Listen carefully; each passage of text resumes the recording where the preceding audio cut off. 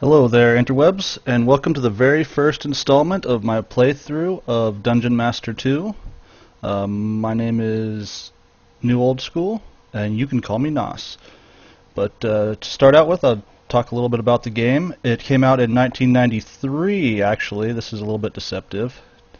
But it's a dungeon crawler game, as suggested by the title.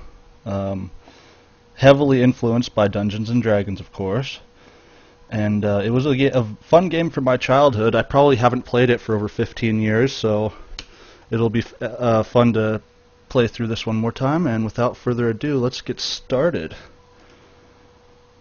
Oh, I'm playing this in DOSBox, by the way. And so here we have Tor Hamzed. He's the main character, or first character, I guess. We're gonna have 4 total. We could change the names, but it doesn't really matter that much. And you can see he starts out with some gold, a water bottle, some leather armor, and a dagger. And you can move using the arrow keys on the keyboard. It doesn't work with ASDW, unfortunately, but I think it's almost easier to click. I mean, because there's no key for sidestep, which is very unfortunate, but as I was saying, it's old game, old controls. Game developers got a lot better at making control systems for games, obviously. These are all the different characters you can choose. You need to choose 3 more for your party. You don't have to choose 3. You could choose 1 or 2 or 3 or none. You could just go with just Torham. But it's beneficial to have, I would say, all 4 characters. Skills will develop faster and your characters will be stronger if you have less than 4, but I think the benefits of having 4 outweigh the benefits of gaining levels faster. But so I'm gonna have to choose for a balanced party. You need 2 warrior type champions, and then 1 mage or wizard, I guess they're called, and then 1 priest. There's a ninja skill class, but the ninja's not really needed very much in this game, really. I mean, it's the weakest. It's a lot weaker than fighters. So, as you can see, he's an apprentice ninja. A ninja with low dexterity, no less. So, I think I'm gonna go with... Where is he? I looked at him just a minute ago. Here we go, yeah. I'm gonna go with Bane Blade Cleaver. He's a strong warrior, journeyman fighter. He's got high strength and dexterity and vitality, so he should be good. Unlock him. Oops. And Sorrow's Shadow Follower. He's a journeyman wizard. He's a very strong wizard, so I'm going to choose him. And then finally, the red-haired girl. Where is she? There she is. She is the journeyman priest. So these, I've chosen the highest level of each of the 3 main classes. You don't have to. You could choose whichever guy you want and level them up, but I've just chosen the strongest characters in their respective area, in my opinion. And so now that we have our full party, you can look. Bane doesn't come with any money. He doesn't care about money, I guess. Don't blame him, really. Although, it's nice to have money. And so yeah, she just has clothes, it looks like. He's got leather pants, but... So yeah, now we're gonna head up this ladder and start actually playing the game. Found a chest. I happen to know that this chest has some potions in it. And when I get to a point where I have to drink one of these potions, I'll explain the magic system in this game. It's pretty interesting. It's a little bit clunky if you're using it in combat, but it's still pretty good, I think. Let me go ahead and grab this torch, so the light will follow us now. Go over here. As you can see, it's a grid-based movement. game. It's not the best style, but for an old game like this, and I mean, the download was like 16 megabytes. So for a 16 megabyte game, having, I'm gonna guess, like 25 hours of gameplay, that's pretty good. Renew the life of a fallen champion. So now we're actually entering the game here. We have our party. We're gonna start encountering stuff and figure out this world that we've been thrown into. I'm gonna grab these torches just because I might need them later. Oops, what's you hear that? I heard a creature. Oh, what is it? There we go. Light the furnace there. Okay. Well, Bane be the money man, since he doesn't like money. We know he won't steal it. Another Boda. I call that a water bottle myself. Push the table out of the way. And this game is so... it's old school, of course, but it's also really, really, really good. So good. A magic map. Magic map is like a mini map. And when it's activated like this, it uses up some of his magic power. So, as you can see, it's going down there. So we'll turn it off for now. There's the key that we were looking for, and then the money box. So I said Bane is going to be the money man. We'll just consolidate into the money box, put everybody's money in there.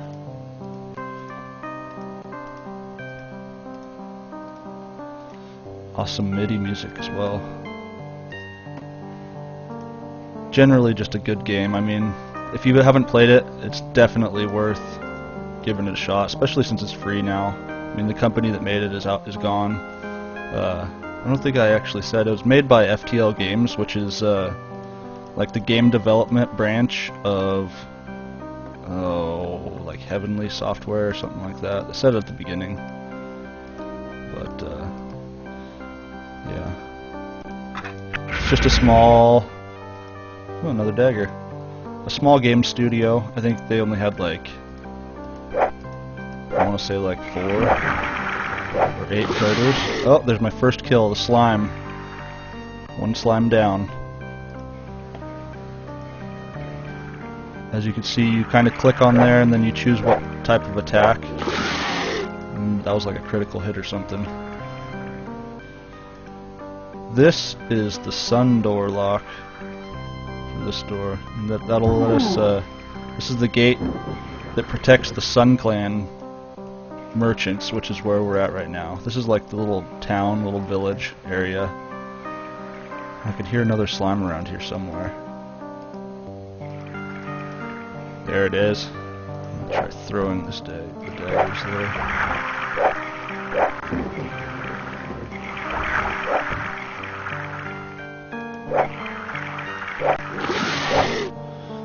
And then we can pick our stuff back up. It's a little bit annoying having to pick up thrown weapons all the time, but they are pretty good. It's always good to be further away from your enemy and attack them from a distance if you can. And the dead bat, that's food. That's another staff. I'm going to give this one to the priestess, Siri.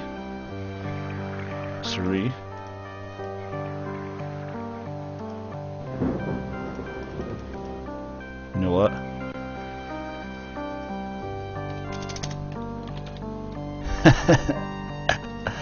Now Apple's gonna see this and no, isn't it Siri? Isn't that their? Oh, whatever. It doesn't matter. I'll show you how the merchants work real quick. This guy is the guardian. If you attack him, he'll kill you in 1 hit. I mean, later, way farther in the game, you could probably take him down. But if you do, then you'll never be able to buy stuff from this shop again. And so you can go through all the different items. This is a weapon shop, obviously. And the top, this is the buy price, and this is the sell price. So if I had an axe, and I brought it over here and set it on the table, then he would give me 1 green gem and 2 gold coins for it. And then if I wanted to buy one, I would have to pay 2 green gems and 1 gold coin. But you can also barter. Like, you don't have to put this full price. Like, if I put 2 greens, he would probably take it. Or like 2 greens and a couple of copper or whatever, or silver. So you never have to actually pay the full price. Except for on really cheap stuff, usually it charges you the full price. Like a war club, I don't think you could probably get it for less than 2 silver. And actually, the war club is a pretty efficient weapon for the low level characters, and it's cheap. Cheap is like dirt cheap, so I'm gonna buy 2 of them. And he should give me the exact change for 1 more back. Nope. There we go. Sweet. Give me that. Give me that, fool. Okay, and then so what we're gonna do now, I'm gonna put this dagger, this is his sheath, so if I throw this dagger, he'll automatically grab this out of his sheath and wield it, and I can throw it again or stab or whatever. So now, oh, by the way, these are fireball shooters. So if I attack this guy, they will shoot fireballs at me and likely one-shot all 4 of my guys.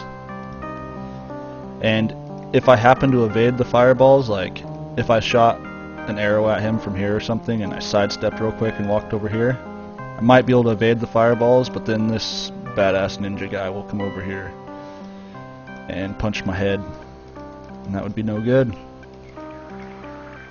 Looks like some more slimes have spawned. Let's see if I could kill some slimes. Yeah. And in this game, you don't actually this is actually a really bad weapon. I'm gonna go sell that just to demonstrate that you can sell them. What was I gonna say? Lost my train of thought.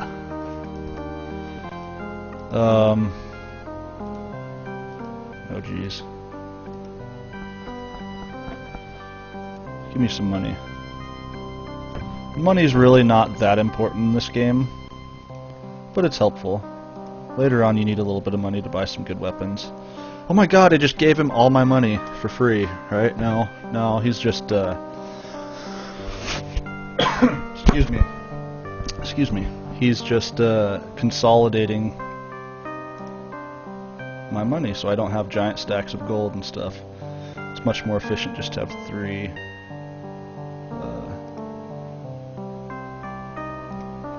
green gems. Forgot how to speak there for a moment. Happens to me a lot actually, so get used to it. I wonder, it's a fountain. Wonder if people throw coins in fountains. Of course they do. Okay, so no more. An empty water bottle. You can use this fountain to fill it up. There we go. Now it's a full water bottle. There are other shops. The armor shop. It's clothing. Or light armor, I guess. I'll show you some of the stuff they have in here. Some of it gets pretty expensive. The tech armor is the highest armor value of any set, but it's also the heaviest armor in the game, and unless you have about 75 strength or so, which right now Bane is at 50, so if he gets up to 75 strength or so, he would be able to wear that armor without being slowed down. And I don't know if it's exactly 75, I'm just throwing out a number. It's something like that though. It might be 70 or 68 or something, but you have to be pretty strong to wear heavy armor. Mithril armor is extremely light for its protection, for the amount of protection that it gives you. But it's also, as you can see, pretty expensive. And buying mithril armor is, I believe, the only way you can get it in the game. You could probably guess what fire armor does. There's the tech plate. The blue gem is the most expensive gem in the game. There's only a few items that cost a blue gem, and the tech plate is one of them.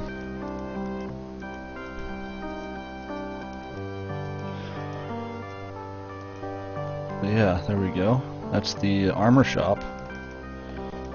And this is a secret passageway to the clothing shop. I'm just going to go over and grab this potion. Give it to the priestess. This has to do with the magic, and that's how you make that potion if you wanted to make it a new one. I'll show you how to do that later. Here we have the inn, or I guess the beer house, but you can't actually buy any beer. The beer house. It's a bar. It's a bar. Okay. We have the sun key. So I'm going to go ahead and give that to Siri and take this other potion. This one, the stamina potion. This is a health potion. This one is a shielding potion. It reduces the amount of damage, physical damage taken by the person who drinks it for a short time. Excuse me again. Got a little bit of a tickle in my throat. I think I need to get some water. But that can wait. So yeah, I need to drink some more here. And now that I got the key, I can go leave the village and venture out into the world. This mysterious symbol on the ground will be revealed to us later, what it does.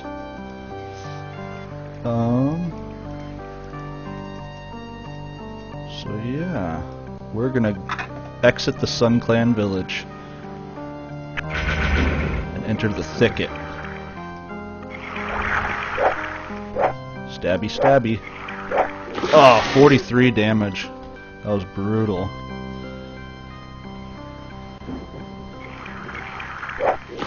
Oh yeah, Bane is so powerful at the very beginning of the game.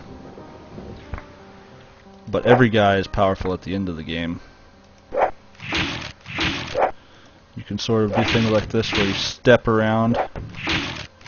Did not mean to throw that. There we go, and that was a worm, I guess. He dropped these worm rounds, which are, disgustingly enough, food. They are food. So I'm going to go ahead and just distribute these evenly. And as you regain your health over time, it will, and mana and everything, it'll drain your food and water. And since I've been drinking out of the fountain and everything, my water's all the way full for all my characters, but the food has been being drained, so I'm going to go ahead and have them eat. The worm rounds don't give you very much food because they drop 4 of them off of every one of those worms, which makes them pretty much unlimited until later on, until you get to a place where there are no worms.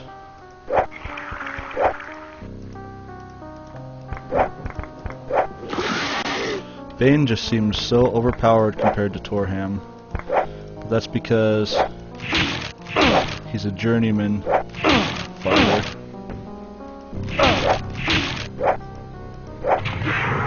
And it's really not good to just stand there and take it like a little bitch, but at this low level it also doesn't really matter. You can just take damage, although Bane is getting a little bit low. You can see that since he just became a craftsman fighter, he's gained 1 strength and 1 anti-fire. And Torham became a novice ninja and he gained 1 dexterity. Also, my torch is about to go out.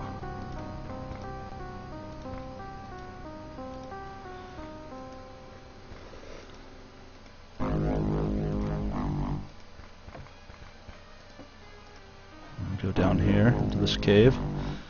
Find 2 more potions. These are poison cure poison potions or something like that. I'm gonna go to sleep for a little bit. I happen to know that it's safe here. the door's closed. It wouldn't be if that door was opened.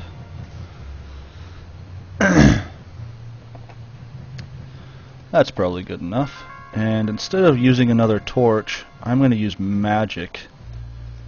And you can discover the spell that I'm going to cast by looking at this staff. This is the spell for making magical light. It's the weaker of the two light spells. And you can either just cast it right off the staff, or you can come into your magic bar, or magic casting interface. And the first screen here, this is the power level of the spell. So if I wanted to cast a stronger light spell, I would go here, but since he's only a low level mage, wizard I guess they're called, I'm gonna use the second level of power, and then fire, and that's it. And there, it brightens up. You cast it again, brightens up even more. I think that's as bright as it'll get. Yeah. But you can see now he's exhausted his mana, and that actually made him better at being a wizard. But since it's such an easy spell, he didn't learn. He didn't advance in a level in wizardry yet.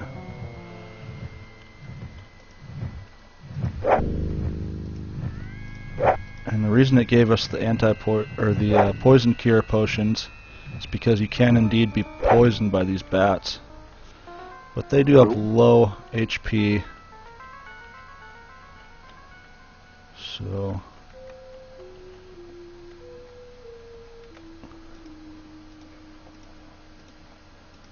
delicious cave bat.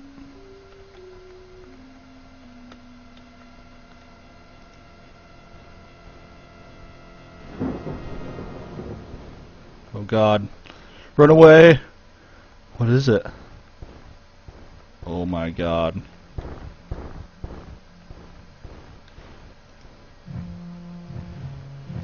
More bats.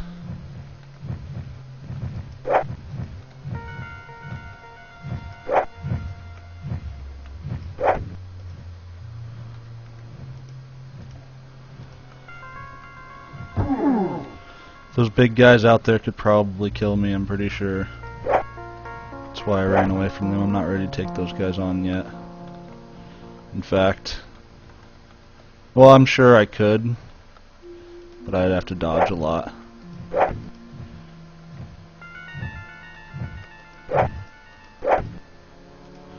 God, Bane is so badass. He does so much damage. Just needed him. I check it out. Money does grow on walls in this game.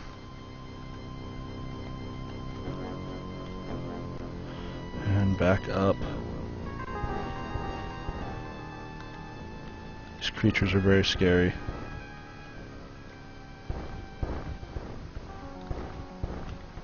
I feel like I'm going slow. Why am I going slow?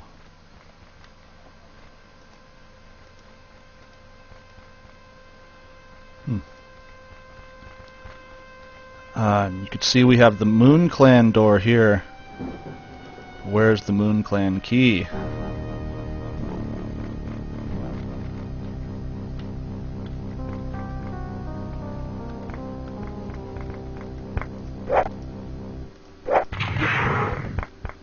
One shot.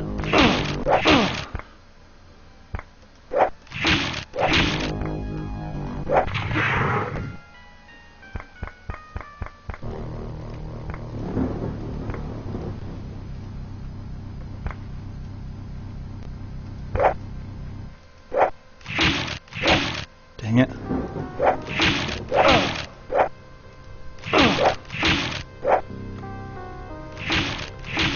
Can't really do anything with my other characters yet.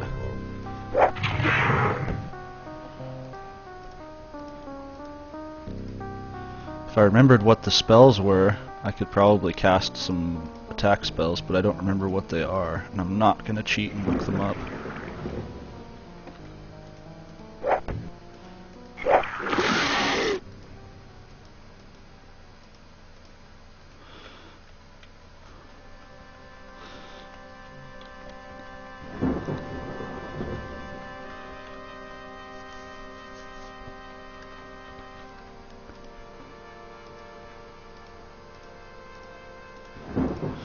Always important to have enough food.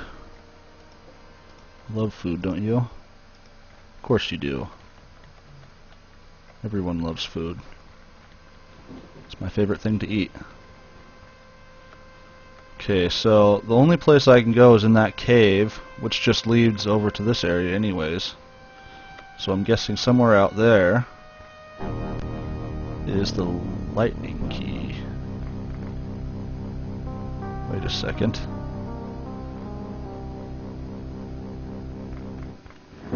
The title of this video is wrong. It's not the Sun and Moon Clan. The Moon Clan comes after the Lightning Clan. No! I'm gonna have to change that. How'd you like my impersonation of Homer Simpson? You can be struck by lightning, and it will kill you. So I should probably save since it's a lightning storm. Those creatures are also very slow, luckily, so I can just run around.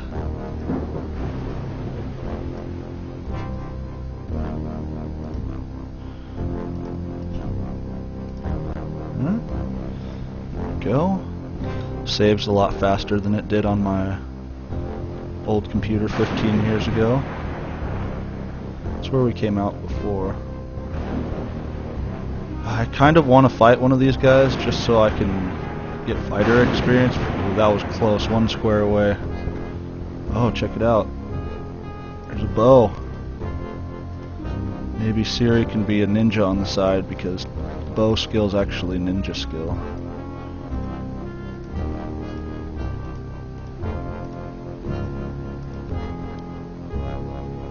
I believe there's a Slayer arrow somewhere over here too.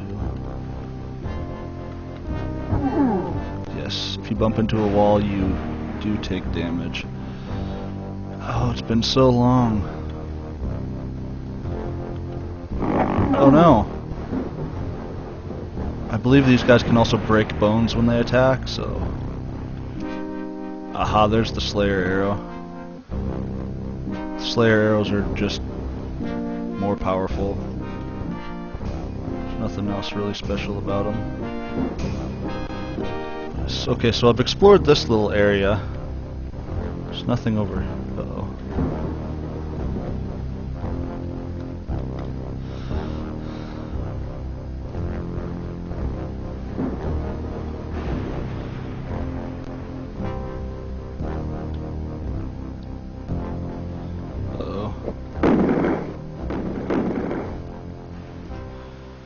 Mana blossoms.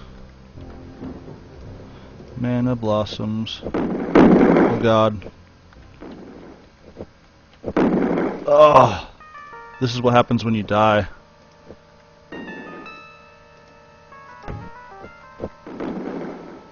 So Torham has died. And all my stuff is right there on the floor. Right there on the ground. And I could grab it. Oh, look at that. Ah, I didn't go look at the door.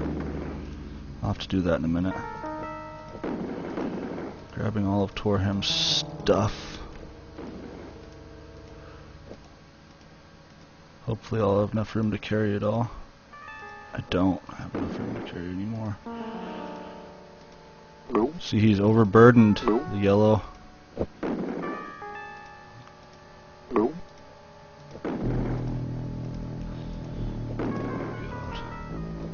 Two more things. Very well could be killed while I'm trying to pick up all this stuff too. And I mean, it's not like it's gonna despawn. I could just walk away, come back and get it. But run, run, run, run! Oh, see how I'm overburdened, so I run a lot slower now. But that blue thing that I picked up was actually one of the 4 clan keys.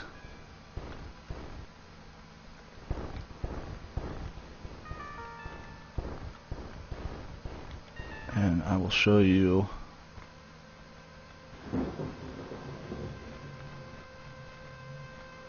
why I know that. That door will open later. This is the entrance to Skullkeep.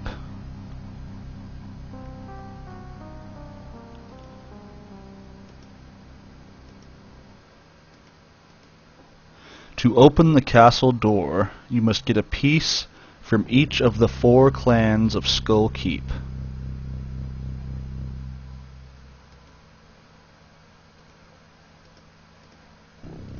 Sounds simple enough. And here's the lock. Here's the first clan key. Alright, so that is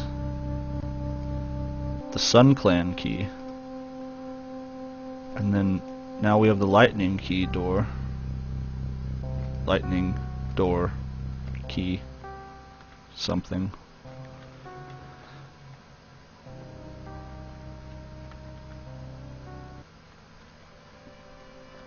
Oh god, it's so slow. Overburdened.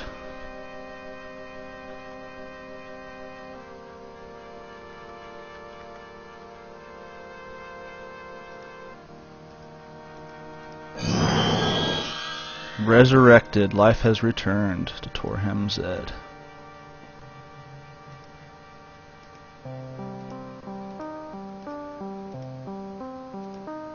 Give him some of this food. One of the water bottles.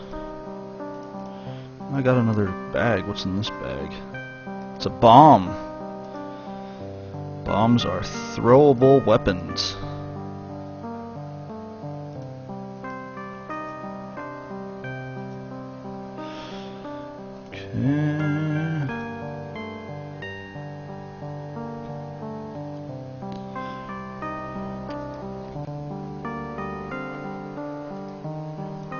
This is an upgraded version of the magic map, so I don't need the other one. Just leave it here on the resurrection table. This one has buttons, and you can actually track different types of stuff. Like, that one tracks monsters, I think.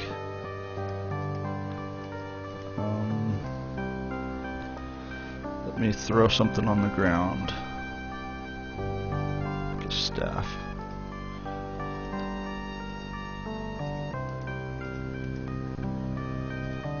And I don't remember what any of these things do.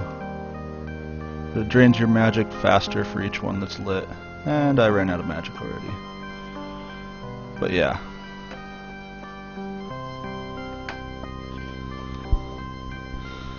Sleepy, sleepy.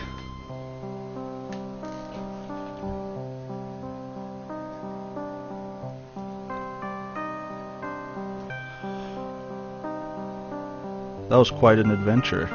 Kinda, I suppose. A little adventure. So I think I'm going to call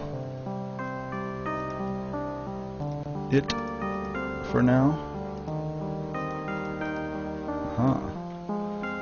As soon as I get back to the Lightning Clan door. Ouch. Ouch.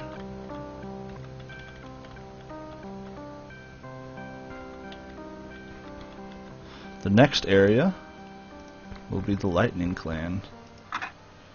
And I will see you next time. Have a good one.